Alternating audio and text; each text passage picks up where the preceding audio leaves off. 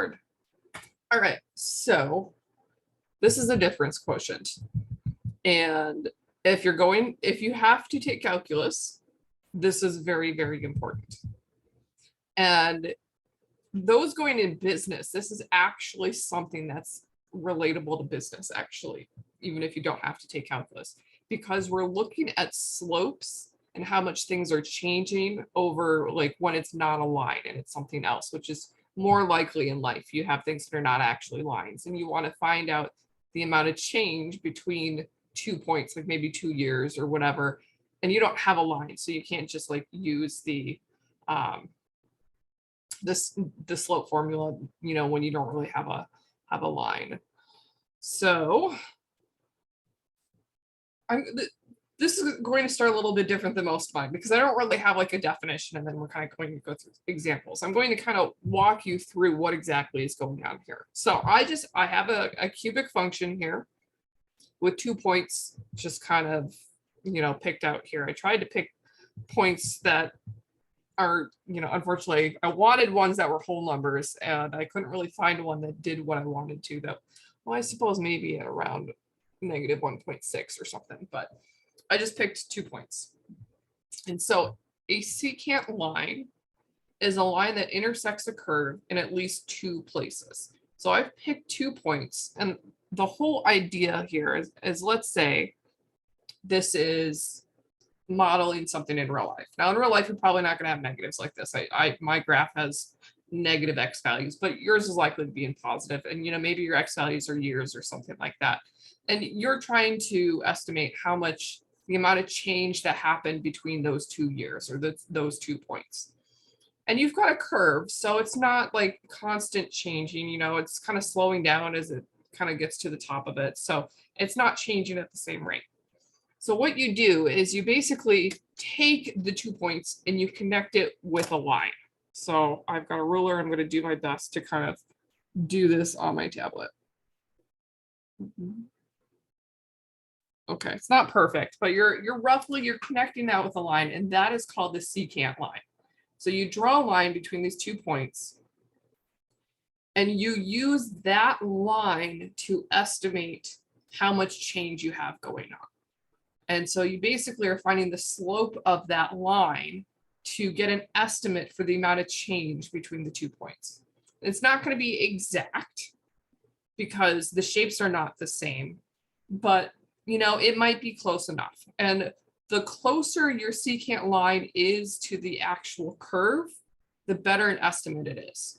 So between these 2 points, it's not too bad. If I were to try to, you know, make an estimate between, let's say, the -2, 0, and like this point over here, that would be a really bad estimate because it's not even remotely close to the shape of the line, and it's missing like change up there and then change down on there. So you want to try to make it as close to the curve as possible when you're trying to use this method, just for it to be kind of accurate. So that's what the secant line is. And so the whole idea is you have a secant line. So again, I'm going to try to, if I can, I'm going to just eyeball this one by hand instead of using my ruler. That's almost a little better. You've got this line between these 2 points you're interested in, and you find the slope of that line. And this is what we call the average rate of change. So average rate of change is related to the difference quotient. And you're just finding how much did that change on average over this point. And it's literally just the slope formula. So our slope formula is y2 minus y1 over x2 minus x1. And so we've got these 2 ordered pairs here. And so we've got negative 1.33. This is negative 4/3. So I'm going to just write that in its fraction form. And 1.185, I'm going to use my calculator to turn it to a fraction. Oh, that's a gross fraction. We'll just leave it as 1.185.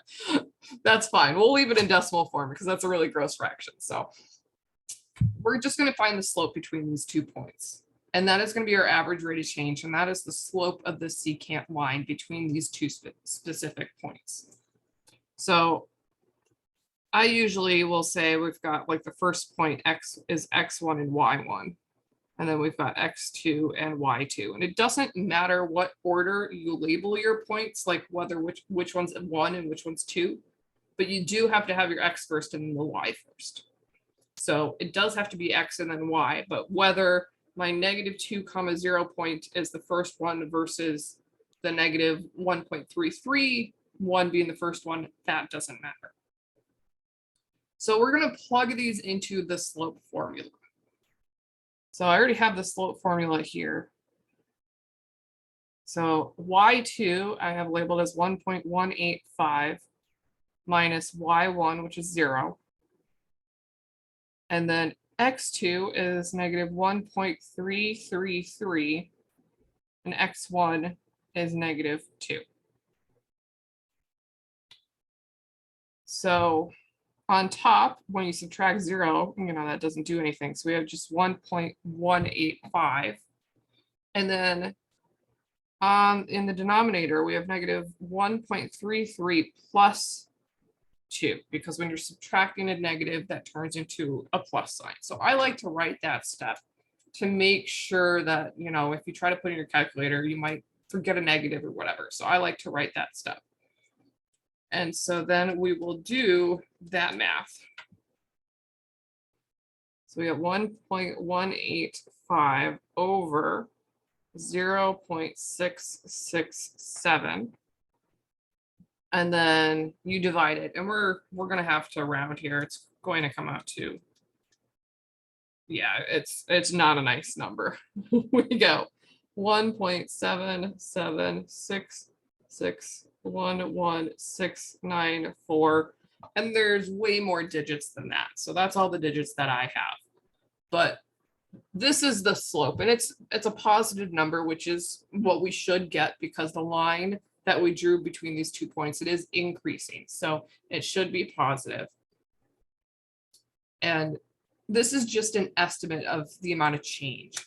So if this was a real problem and it was like you were measuring the price of something per year, you would say that it increased by $1.78 per year or something. That's how you would interpret the slope here.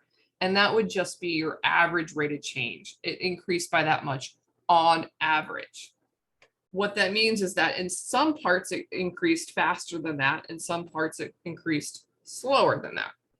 Like the part on the graph that's close to the bottom here, yeah, get my laser pointer. Like this is steeper than the line that I drew, so it's increasing faster here. But up here, it's, if we're kind of following this is not as steep, it's less steep than the line we drew, so it's increasing slower than the line. So on average, it's going by, this is this increase, the steepness, but in some parts it's steeper than that, and some parts it's not as steep. So that's why we can say that it's the average rate of change. So are there any questions on secant line and then finding the slope of the secant line, which is essentially the average rate of change here?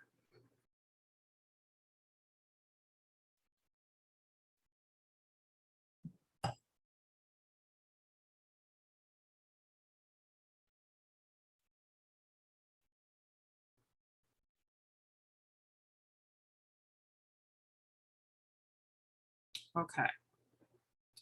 So to connect this to the difference quotient, the difference quotient has the same idea, but instead of using specific ordered pairs, you use the function itself. And what this gives you is you plug it into the slope formula, you do a bunch of algebra, but then you get a formula to find the average rate of change. And with that formula, all you need to do is plug in your numbers, and you don't have to recompute the slope every time. So the advantage of having the difference quotient is that if you know that you're measuring this lots of times over different ordered pairs, having the formula will make it a lot easier for you than, having to recompute it, because once you have the formula, you just plug in your numbers. So it's, if you only need to do this once, do the average rate of change. But if you know you have to do this over and over again, You know, in business, you're probably going to be doing something like this. You might want to calculate the difference quotient and then make an Excel spreadsheet that can calculate this out, because you'll be looking at how much things change over different time periods, and you can plug in different values, and as providing that you actually have like a graph or a formula, an equation for your graph.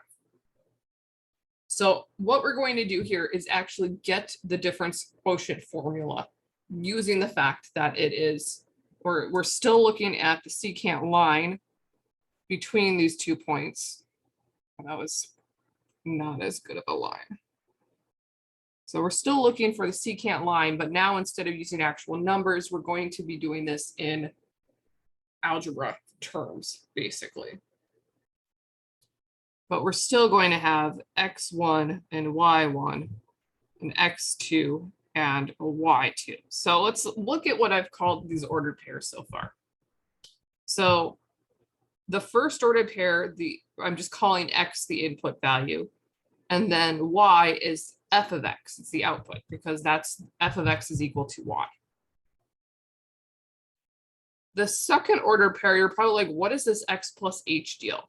So h is just, in order to make this a formula we can use for any point, instead of having like a specific ordered pair, we're just looking at, okay, how far over did I go? And we're calling that h. We're just calling that distance h between our first x value and our second x value horizontally. And so that makes our second point x plus whatever this amount h is. And then we plug that into the function value, and that's how you get f of x plus h. So h could be, in this case, it looks like h is 1.65 or something like that. You know, that's the difference between our point of -2 and then the point which was -1.43. You know, that h is that distance between those two x values.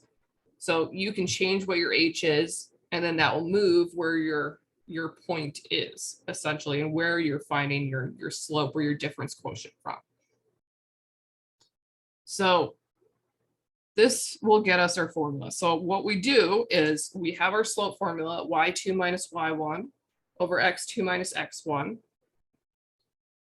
And so y2 is f of x plus h minus y1, which is f of x. And then x2 is x plus h. And then we're subtracting x1, which is x. And so we can't really simplify anything in the numerator, but in the denominator, the x's actually cancel, and we end up with this formula. F of x plus h minus f of x all over h. And that is the formula for the difference quotient. And so when you're finding the difference quotient, you're basically finding the slope between these 2 points.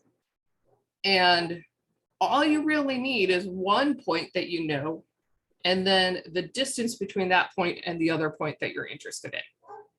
So you don't really need to know what that second point is. You just need to know how far away is it. And then that you plug it into your formula, and then that's what we get for the difference quotient. So this seems really abstract. I understand it's very abstract, but just think about it. If you are, you know, you've got a whole bunch of data and you're comparing, let's say your data starting in 1990, and you want to look at the average rate of change from 1990 to 1991. And then you want to do it again to 1992, like maybe from 1990 to 1992, and then 1990 and 1993. Like your distance, first you have 1 year, and then you're looking at a difference of 2 years, and then a difference of 3 years. That's your h. Your h is what is that difference between your two values that you're looking at. And then you can just keep reusing the formula by just plugging in a different h. So that's why you want to kind of know about this, especially if you are going into business, because it's just, you know, if you have your graph and you have an equation for your graph, it can make some of your analysis easier. Now, if you're going into calculus, this will bring you to a whole different idea, which is basically the concept of a derivative. And calculus is basically the study of slopes on things that are not lines. That's what I describe calculus as. So anybody who has to take calculus, this is very, very important. Otherwise, the other application is sort of those in business where you're going to do some analysis of your graphs and that kind of stuff.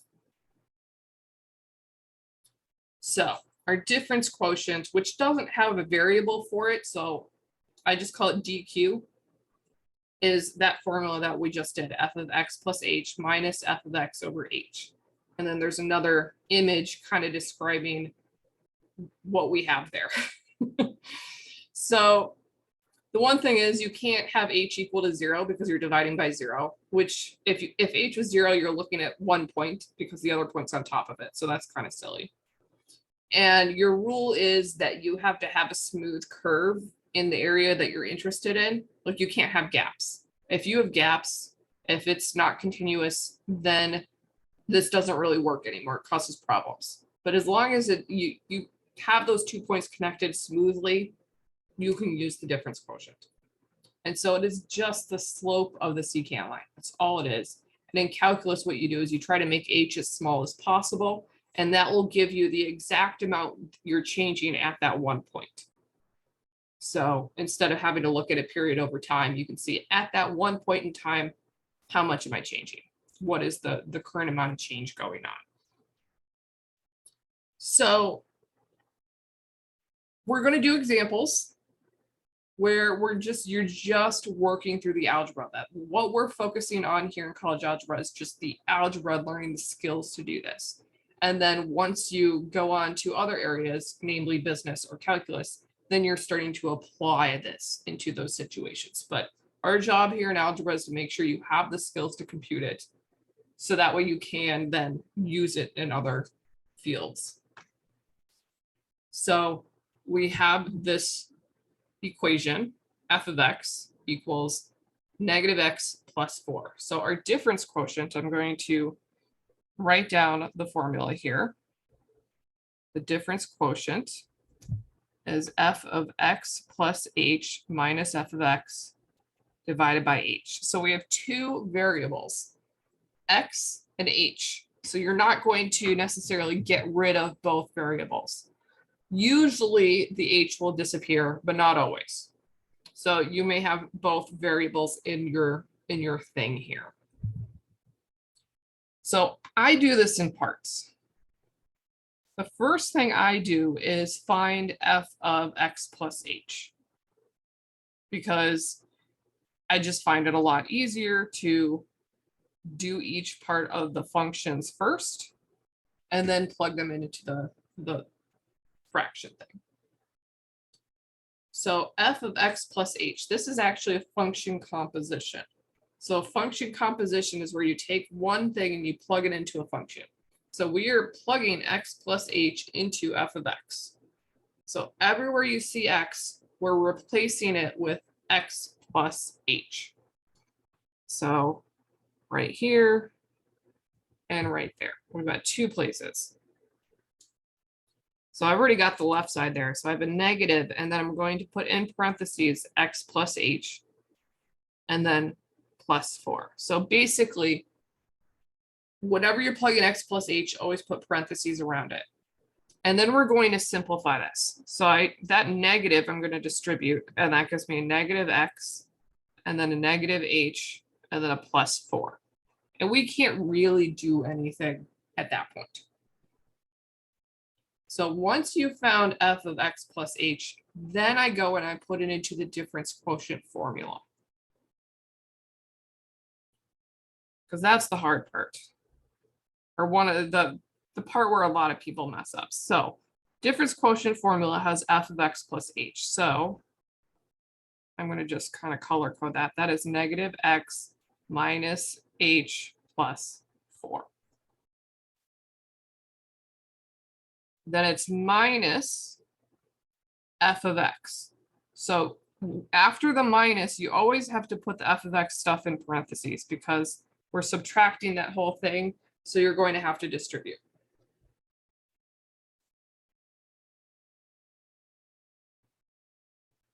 And then it's over h, and h is just a variable here. So now we are going to simplify this by just following our algebra. So on the top, we want to distribute the negative through the parentheses on the back end there. So we have negative x minus h plus 4.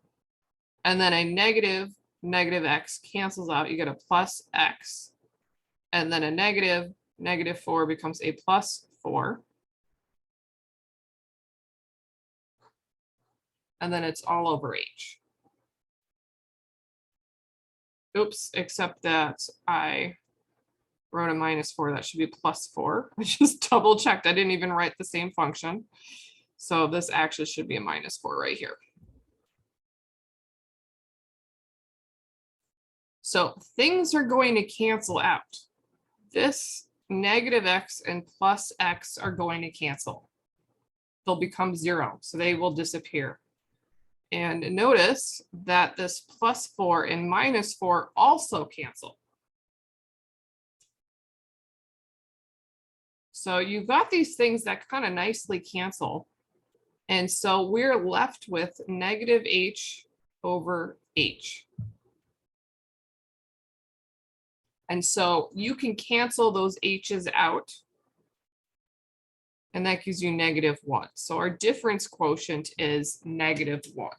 What this is telling us is that the slope for this function is negative 1, which makes sense because we have an equation of a line here. So f of x is a line. So our difference quotient will always be the slope of the line.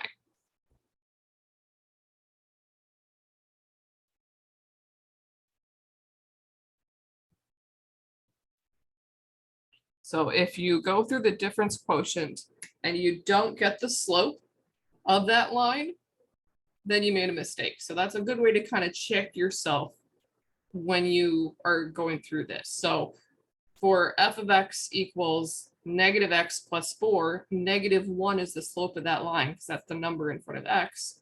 And we got negative 1 for our difference quotient. So that's good. We got the slope of the line because the difference quotient is measuring the slope. And so the slope of the line is negative 1. So you should get that. Are there any questions?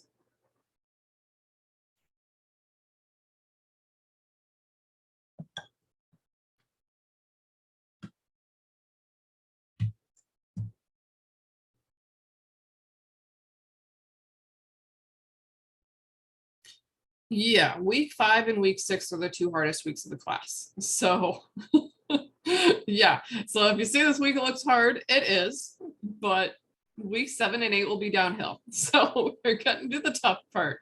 Yeah, I did warn you guys from the very beginning. But it does get easier. Week 7 and 8 are easier.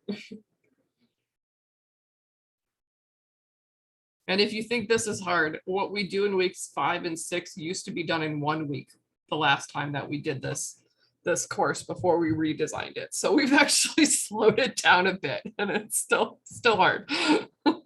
Yeah, we're already halfway through the class. It's crazy. So, okay, we're going to do the difference quotient for f of x equals x squared minus 3x plus 5. So I'm going to rewrite the formula for the difference quotient here. I think my dog, who refused to go outside before I did this, finally decided that she wants to be outside, but she's going to have to wait. So first thing we want to do is find f of x plus h.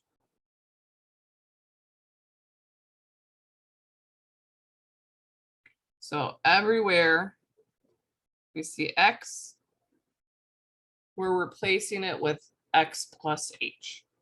So we've got 2 places that we are sticking x plus h in our function here.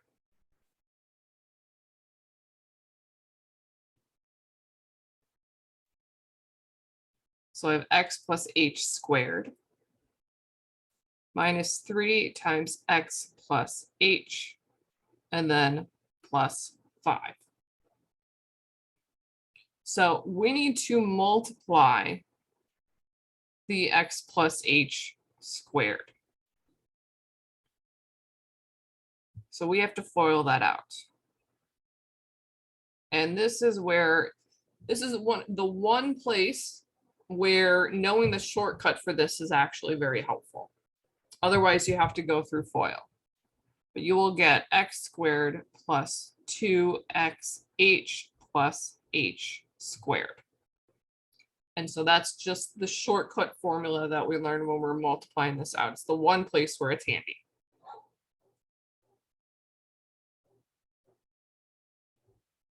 So when you FOIL that, so I have x squared plus 2xh plus h squared.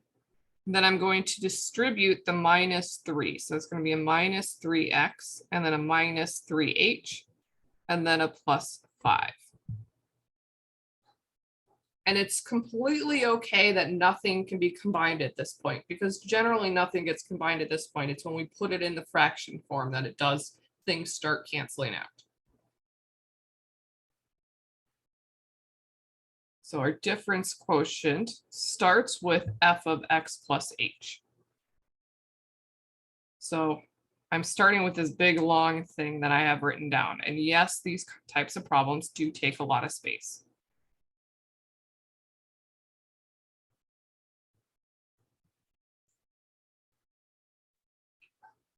And then you're subtracting f of x.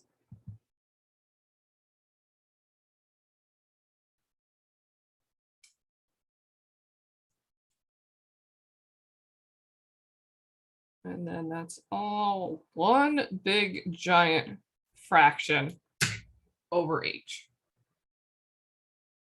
So we've got x squared plus 2xh plus h squared minus 3x minus 3h plus 5 minus, and then x squared minus 3x plus 5 over h. Things will cancel out. So first step, and it's always the first step once you put it in this fraction form, is to distribute the minus through your f of x part. So everything in the beginning is staying the same. So I just have to copy it down and hope you don't miss anything.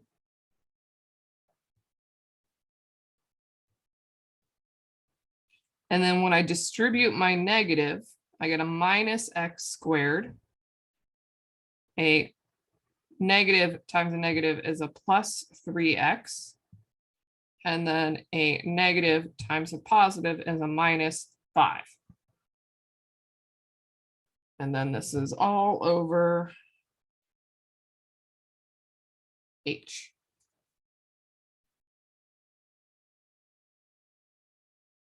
So things start canceling out.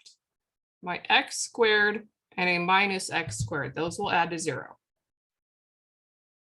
I have a minus 3x plus 3x, so that adds to 0. And then I have a 5 and a minus 5, and those add to 0. Basically, things that don't have x or don't have h tend to cancel out. And you're left with only the things that have h in them.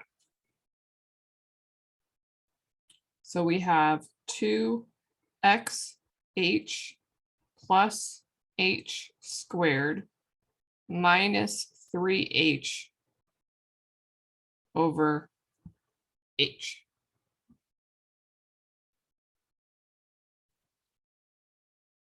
So we're going to simplify by factoring h out of the top. So when you factor h out, we get 2x plus h minus 3 over h. And what happens is these h's cancel. So the one thing is, generally when you have the difference quotient, you're always going to end up with the fraction part canceling out. And so we end up with our final answer of 2x plus h minus 3.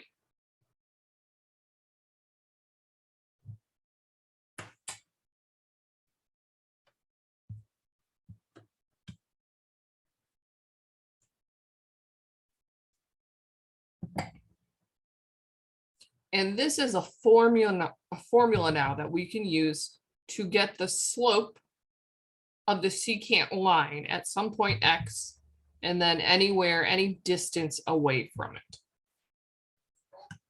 So I'm going to bring up Desmos to kind of demonstrate this.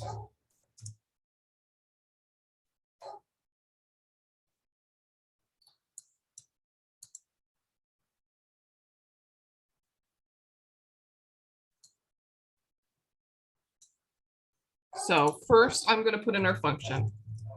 So we have x squared, oops, minus 3x plus 5. Okay, so this is what our function is. And let's say I have this point. This is a good one. Oh, I thought it was going to be 4, 4, 9. Okay, so let's have an ordered pair 4, 9. And that's going to be your first point. And then let's say we have some value for, we want a second ordered pair, 4 plus h, and then it's going to be f of 4 plus h. And so let's say we want that second point to be 1 away. So there, so we can see it right on the graph. So that's that second point is a distance of x equals 1 away, because that's what I made my h with. So if I made my h smaller, the point kind of gets closer. And so we've got these 2 points. We want to know what is the slope if we've connected those with the line, what is the slope? That's what the difference quotient will tell us. So the difference quotient is 2x plus h minus 3. So oh, it's trying to do a line. That's interesting. That is because of the x, I guess. Okay, I'm going to put times 4 because x is equal to 4. So because we're using the value 4 for our x. So it's telling us the slope between these 2 points is 5.2. But let's make h farther away. So let's say h is equal to 0.5. Now the slope between these 2 points is 5.5. It got steeper, which makes sense because the line is steeper. So let's say if I want to find when they're 1 away, what is the slope? Okay, now the slope here is 6.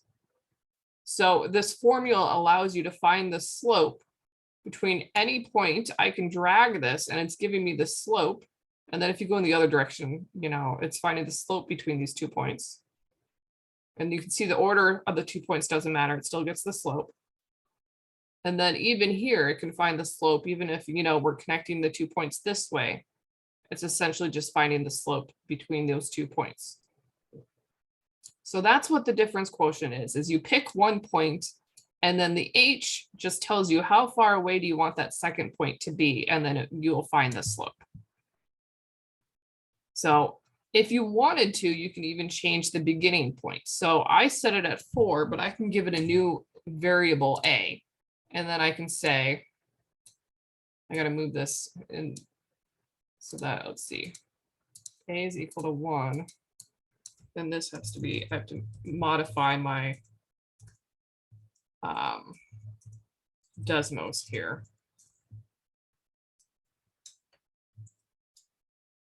And then this will be a, this will be a. Okay, and then this is going to be a. So if I make my beginning point somewhere else, so you can see where I change, if I want my h to always be 1, and then I change where a is, my other point is going to change with it. It's always going to have that distance of 1 away. And then I'm finding the slope between those 2 points right here automatically. So that's what the difference quotient is. It allows you to have a formula. You get to pick your starting point, which is your x. You pick your second point, which is your h, and you're always in terms of the x values. And then it will tell you the slope between those 2 points. And so you can change either one and it will just automatically tell you the slope between them.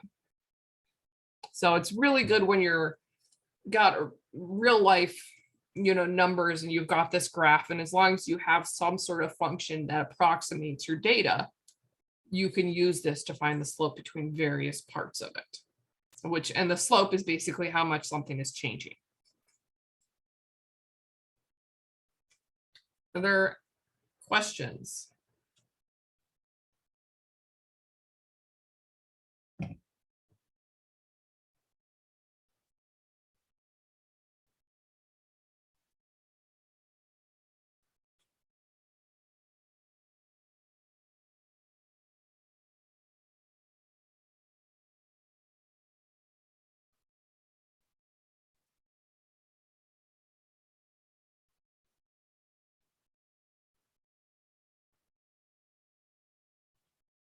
Okay. So I have one more example of just like the algebra here. So we've got our difference quotient. And maybe I'll do my color coding here because I had f of x plus h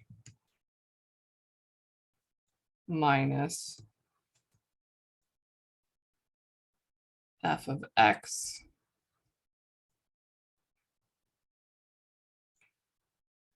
divided by h. So first thing you always do is find f of x plus h. And so here we have a cubic function, but we're only putting x in one place because we've got an x cubed, but then the other part doesn't have an x. So that's going to be x plus h cubed minus 2. So we need to multiply, we need to do x plus h cubed. And this is what's called a sum. No, it's not a sum of cubes. It is cube of a binomial, I guess would be the term. But there is like a shortcut formula for it. And so I'm going to see if I can find that formula, because otherwise, if you're trying to do this by hand, it's going to be a lot of work.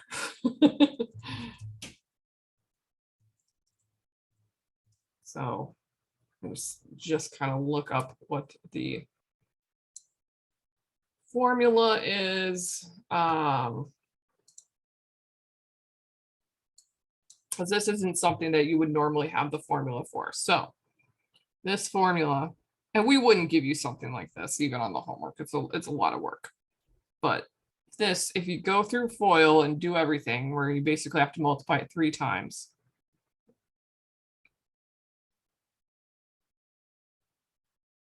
This is what you get.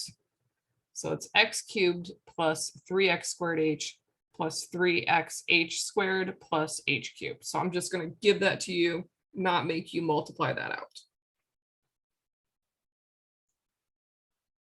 So our f of x plus h is going to be that thing. I'm going to just copy that down.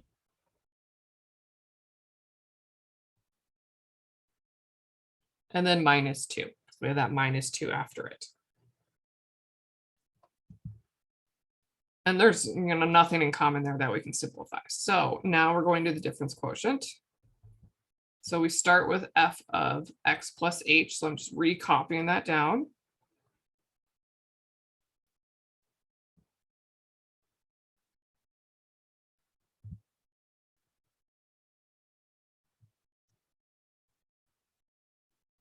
Then it's minus f of x.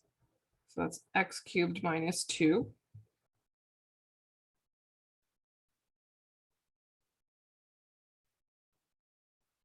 All over h. And so just like we did on the other two, first thing we need to do is distribute that negative sign. So I'm just copying that first part down.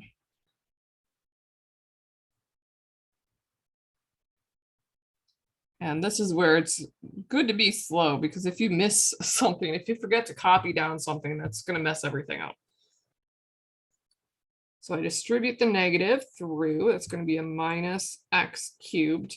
And the negative times the negative is a positive. So that's going to give me a plus 2 there. And then we start canceling things out. So the x cubed and the minus x cubed cancel, and the minus 2 and the plus 2 cancel. Basically, everything that does not have an h will cancel out.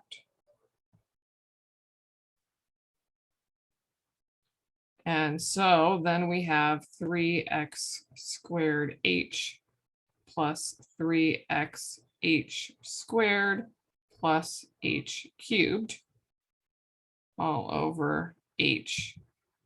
And so we want to factor out an h, just like we did on the other one. That's the trick here, is you always factor out an h.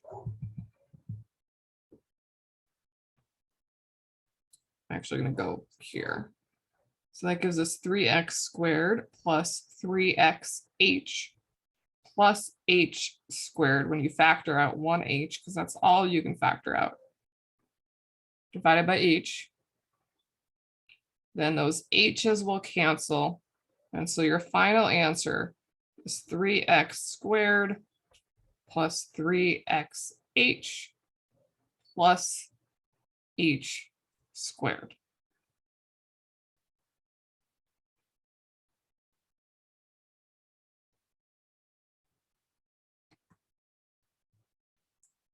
And that is your difference quotient. So I'm not going to graph this one and do what I did before, put that in, but that again, now you have a formula that you can use to find the slope between 2 points, some x value, and then h being how far away you are from that x value. And you don't really care what the y values are with this formula. All you care about are the x values of the 2 points you're interested in. And so that's kind of nice because you already took care of the y values in this process.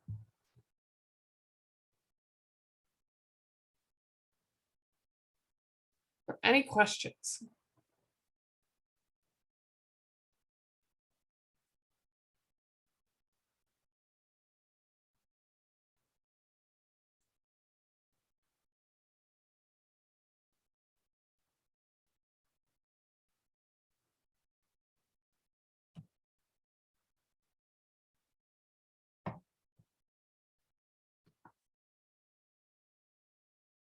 This is not on the quiz. I can confirm it is not on the quiz. You will have like function stuff on the quiz. Let's see.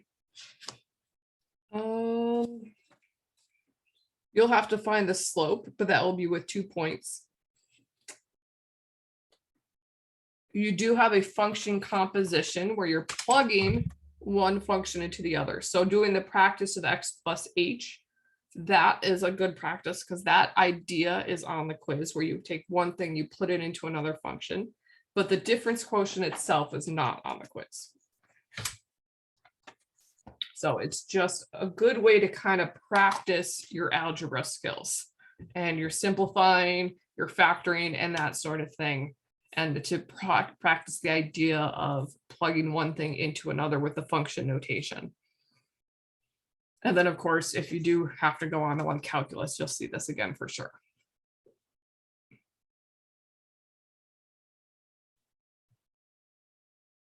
Yeah, I think not very many of our class are going on to calculus.